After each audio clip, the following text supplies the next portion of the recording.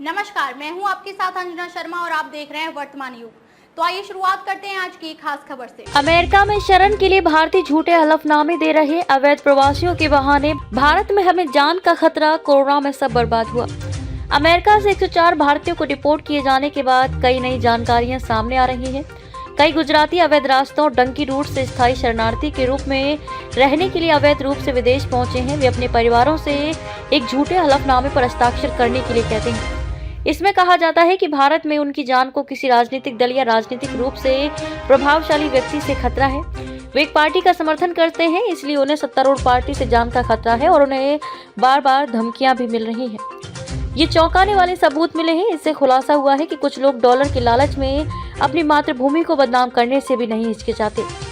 Dunki root से कई वर्ष पहले अमेरिका में बसने वाले एक युवक ने बताया कि गुजरातियों से ज्यादा हलफनामे पंजाब के लोग दाखिल करते हैं। उनका दावा होता है कि वे जिस संगठन से जुड़े हैं सरकार उसे मान्यता नहीं देती है और उसके सदस्यों के खिलाफ कार्रवाई करती है, इसलिए उन्हें शरण दी जानी चाहिए। शरण के 5 मुख्य बहाने। मैं भाजपा या कांग्रेस का कार्यकर्ता हूं और विरोधी पार्टी के कार्यकर्ता मुझे और मेरे परिवार को मारने की कोशिश कर रहे हैं। मुझे देश छोड़कर भागना पड़ा क्योंकि स्थानीय पुलिस ने शिकायत तक दर्ज नहीं की। मैं हिंदू या मुस्लिम इलाके के पास रहता था और इस इलाके के एक लड़के या लड़की से प्यार हो गया जहां अन्य धर्मों के लोगों की बहुलता थी और अब उसके परिवार के लोग मुझे मारने के लिए आ रहे हैं। मेरी पत्नी पर दूसरे समुदाय के लोगों ने हमला किया और उसे भागना पड़ा, या अब वह अपनी जान बचाने के लिए देश छोड़ चुकी है। क्योंकि वे लोग हमला करने के लिए वापस आ रहे हैं, मैं भी देश छोड़ने को मजबूर हूँ। गाँव में 2 समुदाय के बीच झगड़ा हुआ है जिसमें मेरे परिवार का कोई सदस्य या मेरे पिताजी नेता हैं। दूसरे समुदाय या समाज के लोग अब मुझे मारने की कोशिश कर रहे हैं, यहाँ तक कि पुलिस भी कुछ नहीं कर रही है। कोरोना महामारी के दौरान में कारोबार सहित सब कुछ बर्बाद हो गया। सरकार ने कोई मदद नहीं की, भारी कर्ज है और कर्ज वसूलने वाले अब मारने पर उतारू हैं। अब पुलिस भी कोई मदद नहीं कर रही है, इसलिए मैं अपने परिवार के साथ देश छोड़कर शरण के लिए यहाँ आया हूँ। यूएस ने 4 फरवरी को 104 भारतीयों को डिपोर्ट किया। 4 फरवरी को 104 अवैध अप्रवासी भारतीयों को भारत डिपोर्ट किया गया था।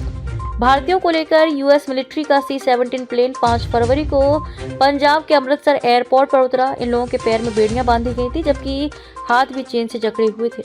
इसमें 11 क्रू मेंबर और 45 अमेरिकी अधिकारी भी साथ आए हैं। प्लेन में पंजाब के 30, हरियाणा गुजरात के 33 लोग शामिल थे।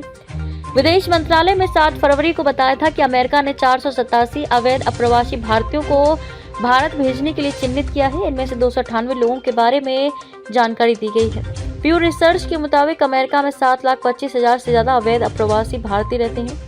Immigration and custom enforcement ICE ने नवंबर 2024 में बताया था कि अब तक बिना वैध दस्तावेज वाले 20,407 भारतीयों को चिन्हित किया है। इनमें से 2,467 भारतीय immigration and custom enforcement ICE के डिटेंशन सेंटर्स में कैद थे। इन्हीं में से 104 को हाल में भारत रिपोर्ट किया गया। इसके अलावा 17,940 भारतीय ऐसे हैं जिन्हें गिरफ्तार नहीं किया गया है, लेकिन उनके पैरों में डिजिटल ट्रैकर, एंकल मॉनिटर लगाए गए। ICE इनकी लोकेशन 24 घंटे ट्रैक करती है।